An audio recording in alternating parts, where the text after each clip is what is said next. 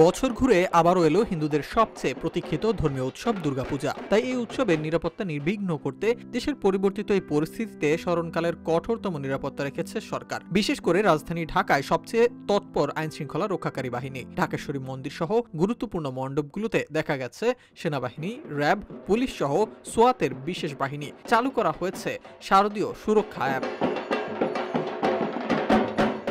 গত বছর ৫ আগস্ট দেশের রাজনীতির পরিবর্তিত অবস্থায় পালিত হয়েছিল শারদীয় দুর্গোৎসব। ডক্টর মোহাম্মদ ইউনূস দায়িত্ব নেয়ার পরপরই নানা মহলের আন্দোলন, ধর্মীয় সম্প্রীতিতে বাধা দানের চেষ্টা সহ বহুমুখী অস্থিরতার মাঝেও নির্বিঘ্নেই পালিত হয়েছে দুর্গাপূজা। প্রধান উপদেষ্টা সহ অন্তর্বর্তী সরকারের সামনে ছিল কঠিন চ্যালেঞ্জিং পরিস্থিতি। আইন শৃঙ্খলা রক্ষাকারী বাহিনীর কঠোর তৎপরতায় তেমন কোনো অপ্রীতিকর পরিস্থিতি ছাড়াই নির্বিঘ্নে পালিত হয় দুর্গোৎসব।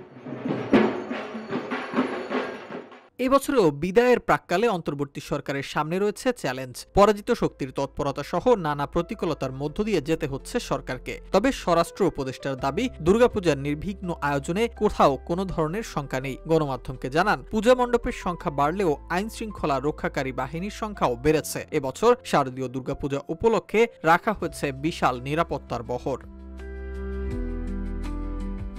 স্বরাষ্ট্র উপদেষ্টা জাহাঙ্গীর আলম জানিয়েছেন, এবার পূজা নির্বিঘ্ন করতে নিয়োজিত রয়েছে ৭০,০০০ পুলিশ, ১ লক্ষ সশস্ত্র বাহিনীর সদস্য এবং ৪৩০ প্লাটুন বিজিবি। পাশাপাশি মোট ২,০৩,৫৬৪ জন আনসার সদস্য মোতায়েন করা হয়েছে। এছাড়াও প্রত্যেকটি পূজা মণ্ডপে থাকবে আলাদা মনিটরিং কমিটি। এসব ছাড়াও পূজাকে ঘিরে গুজব ও সাম্প্রদায়িক সম্প্রীতি বিনষ্টের চেষ্টা করলে নেওয়া হবে কঠোর ব্যবস্থা।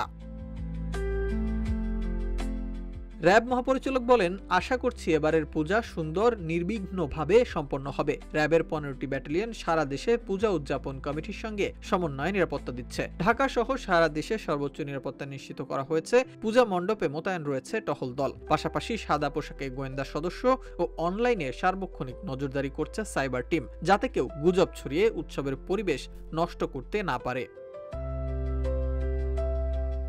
এসবের বাইরেও পূজা মণ্ডপে অনাকাঙ্ক্ষিত ঘটনা জানতে ও ব্যবস্থা নিতে শারদীয় সুরক্ষা অ্যাপ চালু করেছে ন্যাশনাল কমিউনিকেশন মনিটরিং সেন্টার। জানা গেছে, দেশের ৩১,৫৭৬টি পূজা মণ্ডপের গুরুত্ব বিবেচনা করে প্রতিটিতে নিয়োজিত আনসার সদস্যরা যেকোনো পরিস্থিতিতে অনাকাঙ্ক্ষিত ঘটনার তথ্য চালু হওয়া শারদীয় সুরক্ষা অ্যাপে পাঠাবে। আনসার সদস্যরা তথ্য দিলেই এ সংক্রান্ত নোটিফিকেশন তাৎক্ষণিকভাবে স্থানীয় আইন শৃঙ্খলা রক্ষার সঙ্গে যুক্ত ব্যক্তিবর্গ, সশস্ত্র বাহিনী, পুলিশ, র্যাব ও কোস্টগার্ড সহ সংশ্লিষ্টরা পাবেন। এতে আইন শৃঙ্খলা রক্ষাকারী বাহিনী দ্রুত এ ঘটনায় পদক্ষেপ নিতে ও তদন্ত করতে পারবেন অ্যাপের সাহায্যে। সবকিছু মিলিয়ে এবারের দুর্গাপূজাও হিন্দুদের মাঝে উৎসবের আমেজ বজায় রাখতে সর্বোচ্চ প্রচেষ্টা রেখেছে সরকার। তাই এবছরেও শারদীয় দুর্গোৎসব নির্বিঘ্নে ও আনন্দময় স্মৃতি নিয়েই সম্পন্ন হবে বলে আশা করছেন সংশ্লিষ্টরা।